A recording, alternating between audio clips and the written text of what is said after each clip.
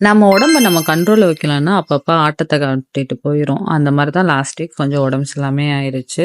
நம்ம கரெக்ட்டான ரொட்டீன்ல போயிட்டுருக்கும்போது, சடனா நம்ம ஏதாச்சும் செஞ்சோன்னா, கண்டிப்பா காமிச்சுட்டு போயிருங்க. இங்க மழையும், வெயிலுமா இருந்துச்சு. ஒழுங்காவே தண்ணி நான் குடிக்கல. நல்லாவே பாடி ஓவர் ஹீட் ஆயிருச்சு. இன்னைக்கு வந்து காலையில 1/2 லிட்டர் தண்ணி குடிச்சுட்டு, சக்கரவள்ளி கிழங்கு சுட்டு தான் சாப்பிட்டேன். நல்லாருக்கும். ட்ரை பண்ணி பாருங்க.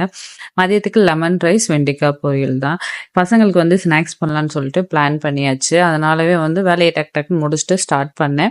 எல்லாரும் சமைக்கிறதுக்கு தான் பிளான் பண்ணுவாங்க. எனக்கு ஸ்நாக்ஸ் பண்றதுக்காக பயங்கரமா பிளான் போவும். ஒரு 3 நாளைக்கு பிளான் போட்டு செய்ய வேண்டியதா இருக்கும். ஏன்னா, எப்பவுமே பசங்களுக்கு கடையில உள்ள பொருள் அதிகமா வாங்கி குடுக்க மாட்டேன். நான் வீட்ல அதிகமா செய்வேன். உங்களுக்கே தெரியும். எவ்ரி வீக் வந்து நம்ம ஒரு ஸ்நாக்ஸ் குடுக்குறோம்னா, அடுத்த வீக் என்ன பசங்களுக்கு டிஃபரெண்டா குடுக்கலாம். அதுல என்னென்ன இன்க்ளூட் பண்ணலாம் அப்படின்னு தான் நான் யோசிப்பேன். இப்போ முறுக்குன்னா அதுல தேங்காய் பால், நட்ஸ் பவுடர் கொஞ்சம் சேர்ப்பேன். அதே மாரி நிம்கின்லயுமே நட்ஸ் பவுடர் எல்லாத்துலயும் கொஞ்சம் கொஞ்சம்.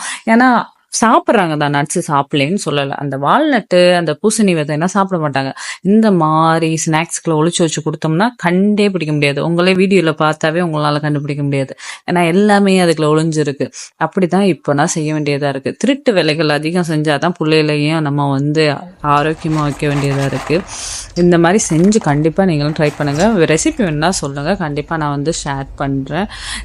அடுத்தடுத்த வீடியோ உங்களுக்கு என்ன மாதிரி வேணும்னு கமெண்ட் பண்ணி சொல்லுங்க. கண்டிப்பா ட்ரை பண்ணி பார்த்துட்டு உங்களுக்கு ஷேர் பண்றேன். மீண்டும் சந்திப்போம். நன்றி, வணக்கம்.